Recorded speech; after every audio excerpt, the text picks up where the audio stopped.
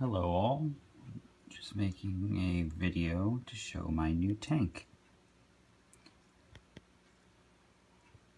As per all tanks, I of course added a bromeliad and this nice piece of dark wood that I found in the Cheesequake Park, which is basically my backyard.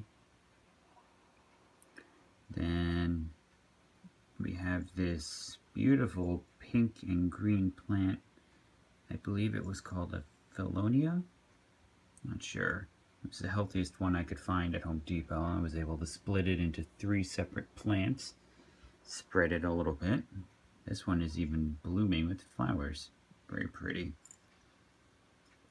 Got a couple of different, well, 3 different varieties of moss.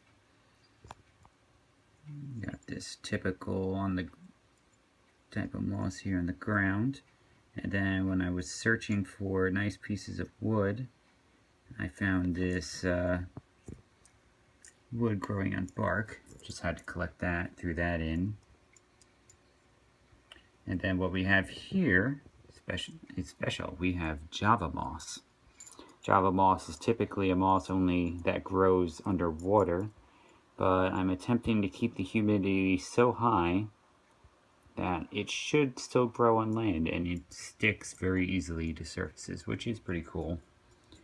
I got the humidity so far at 91% and 73 degrees Fahrenheit for the temperature, which is temperature is pretty typical for my room, and I want to keep the humidity as high as possible to make sure that the Java moss sticks.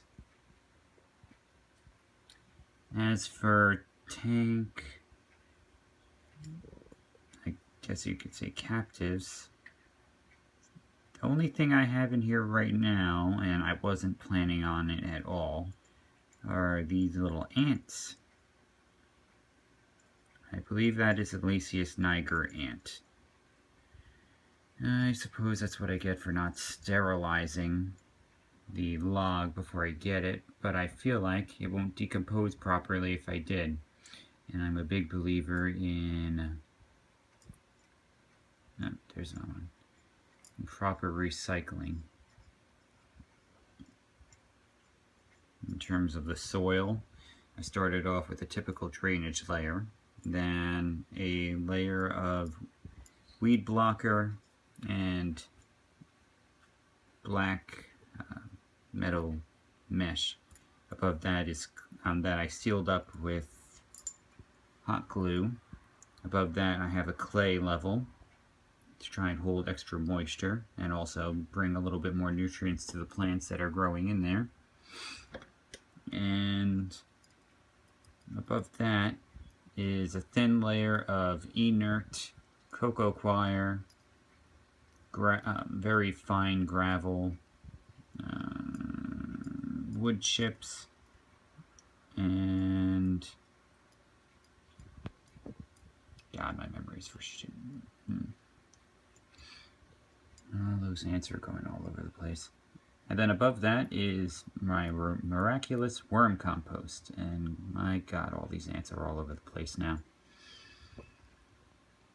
I originally planned on this tank being a new home for my Vietnamese centipede, but I'm not sure how that would go over with the ants. I may try it anyway just to see what happens. I mean, they seem pretty harmless. Oh, great. Now they're climbing. I'm probably going to have to do something about that. Maybe add a Vaseline layer to the top so they can't escape. Chances are this is going to end up being just an ant tank now. Great. But I suppose that it's an opportunity just to test a little theory I had about keeping ants in my planted terrariums to help with the breakdown of organic matter. Only thing is, I hope they do not start bothering the worms. Yes, there are live worms in here, and springtails, mites, isopods. I think there might be a couple of little millipedes in here now. Definitely doesn't have anything on my giant millipedes. But they're cute nonetheless. That is just a demo of my new beautiful. I can't explain how happy I am with how this came out. I am absolutely impressed myself this time. But thank you for watching if you got this far, and expect new work to come soon. Thanks.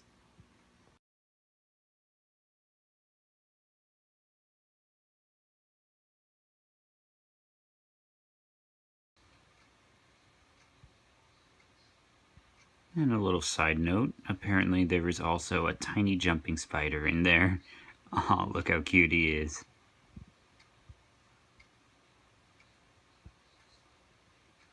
Oh, there he goes. Aw, he's so sweet. Or she, I can't exactly tell. The thing is absolutely tiny. But yes, in terms of inhabitants, that is one more little bugger. Again, unplanned, but welcomed. A little bit less for them. Anyway, see ya.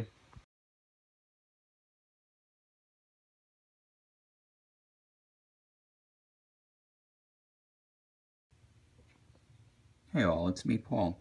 Just here to give you an update on my newest tank. The one that I made on March 22nd, which now has been been 22 days. The newest update to the tank is that I just got new lighting for it.